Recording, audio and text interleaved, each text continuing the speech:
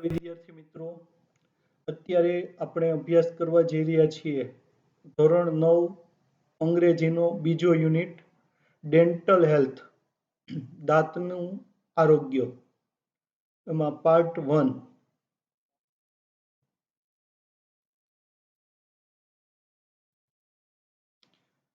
આ યુનિટની શરૂઆત કરીએ એ પહેલા આપણે ડેન્ટલ એટલે કે દાંત વિશે થોડીક માહિતી છે એ મેળવી લઈએ. આપણે 4 પ્રકારના દાંત હોય છે. એમાં ઇન્સાઇઝર્સ એટલે કે આગળના જે દાંત છે તે આવા જે ઇન્સાઇઝર્સ છે એ આપણા મોઢામાં ઉપર 4 અને નીચે 4 આમ કુલ 8 હોય છે. ત્યાર પછી કેનાઇન એટલે જે ઇન્સાઇઝર્સની બાજુમાં આવેલા અણીવાળા દાંત જે ઉપરના જડબામાં બંને બાજુએ એક એક હોય છે અને નીચેના જડબામાં પણ બંને બાજુએ એક એક હોય છે. એટલે એવા કેનાઇન છે આપણે 4 હોય છે. ત્યારબાદ પ્રીમોલર્સ એટલે કે આગળની દાઢ છે એ ઉપરના જડબામાં બંને બાજુએ બે હોય છે. નીચેના જડબામાં પણ બંને બાજુએ બે હોય છે. એટલે કુલ 8 હોય છે. અને ત્યાર પછી મોલર્સ એટલે કે દાઢ એ નીચેના જડબામાં બંને બાજુએ 3 અને ઉપરના જડબામાં પણ બંને બાજુએ 3 એટલે કુલ 12 હોય છે. હવે યુનિટ જોઈએ. સોનિયા હેડ એ સેવર ટૂથેક. સોનિયા હેડ એટલે સોનિયાને હતો, સેવર એટલે અતિશય, ટૂથ એટલે દાંત અને એક એટલે દુખાવો. સોનિયા હેડ એ સેવર ટૂથેક. સોનિયાને અતિશય દાંતનો દુખાવો હતો.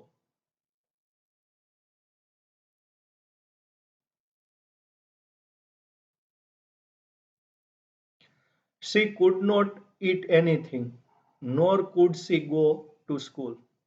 She could not eat. To eat એટલે ખાવું, can eat એટલે ખાઈ શકવું. She could not eat એટલે તેણી ખાઈ શકી નહીં. Anything એટલે કશું જ.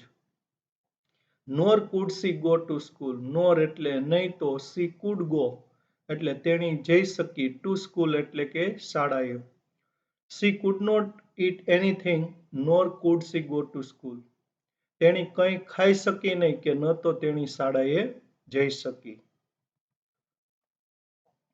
Studying at home was also impossible due to pain.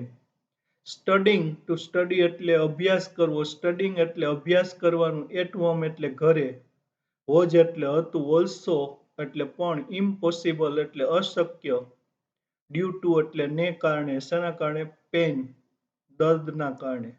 Studying at home was also impossible due to pain. દર્દના કારણે ઘરે અભ્યાસ કરવો પણ અશક્ય હતો. She was not able to sleep also.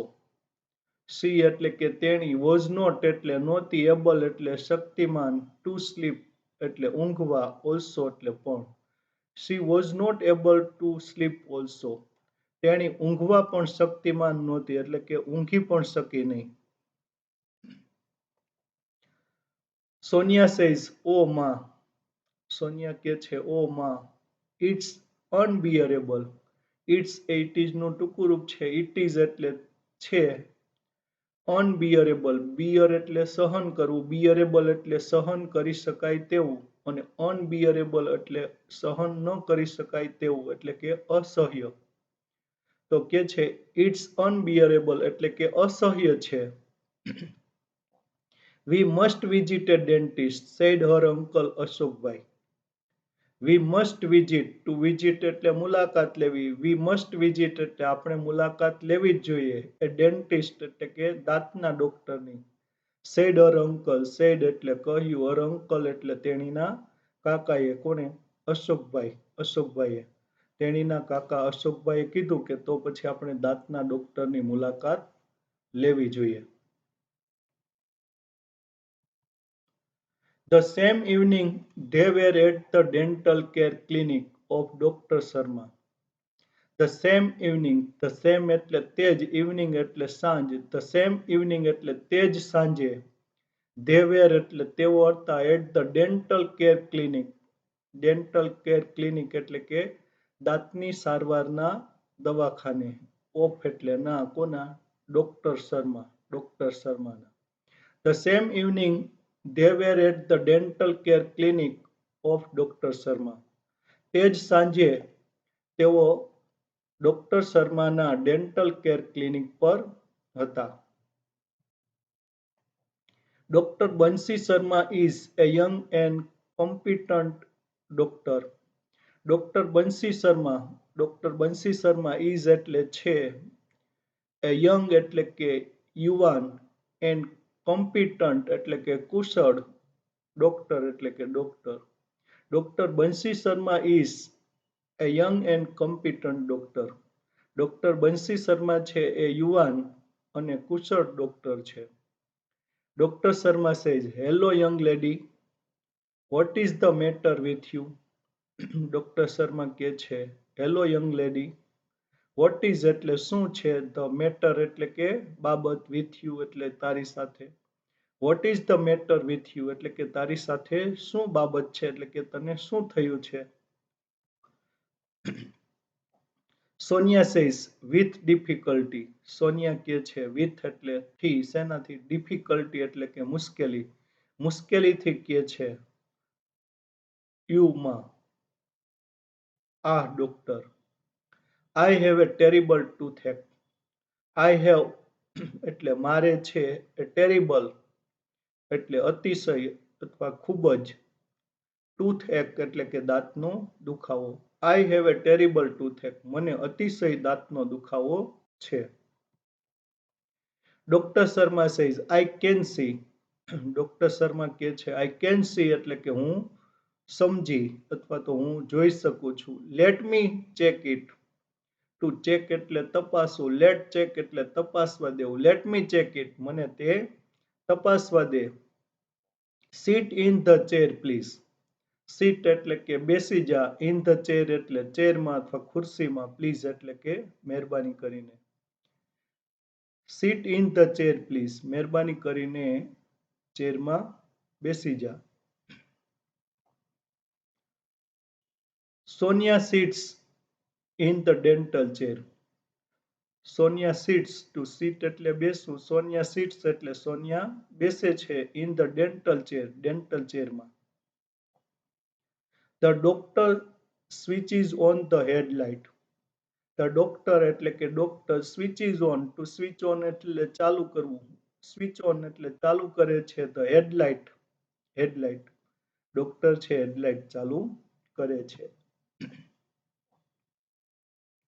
Doctor Sharma says, now open your mouth and say આ.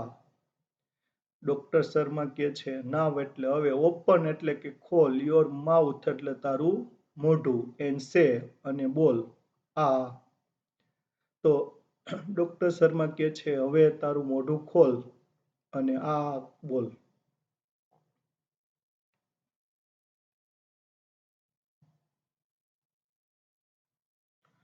Sonia says, Sonia કહે છે, ઓપનિંગ એટલે કે ખોલતા, હર માઉથ એટલે તેનું મોં, એ લિટલ બીટ, લિટલ બીટ એટલે થોડુંક, સ્લોલી એટલે ધીમેથી. સોનિયા સેઝ, ઓપનિંગ હર માઉથ એ લિટલ બીટ સ્લોલી. સોનિયા ધીમેથી તેનું મોઢું થોડુંક ખોલતા કહે છે,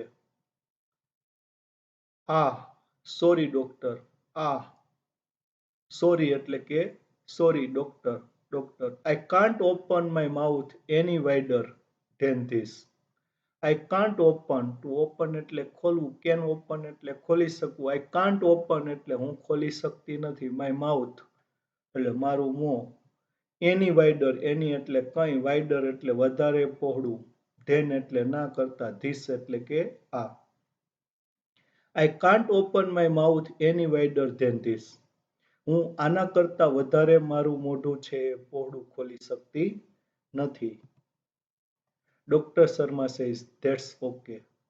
ડોક્ટર શર્મા કહે છે ધેટ્સ ઓકે એટલે કે બરાબર છે. Moving the mouth mirror and the probe in Sonia's mouth.